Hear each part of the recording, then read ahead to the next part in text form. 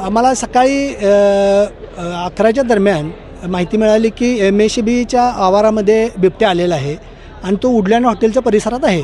मग वुडलँड हॉटेलच्या इथं परिसरामध्ये आम्ही रेस्क्यू टीम आणि पोलिसांसह आलो असता त्या ठिकाणी आम्हाला सांगितलं की MSCBच्या आवारामध्ये तो बिबट्या कंपाऊंडवरून गेलेला आहे.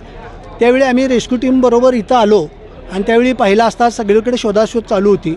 एकदम मोजकेच लोकं होती त्यावेळी.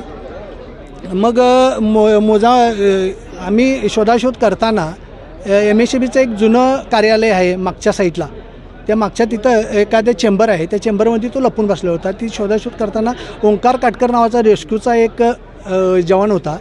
तर त्यानं तो पुढं गेल्यानंतर त्याच्यावर हल्ला त्या बिबट्याने केला. बिबट्या हा पूर्ण वाडीचा बिबट्या आहे. पोलिसावर देखील हल्ला झाल्याची माहिती मिळते. आणखी पोलिसावरती देखील हल्ला झाल्याची माहिती मिळते. ते मला माहीत नाही. इथं आल्यानंतर एकाच व्यक्तीवर हल्ला झालेला आहे. काटकर वन संरक्षण. हां, वन संरक्षणचा आहे तो. नाव सांगा. मी प्रकाश पाटील.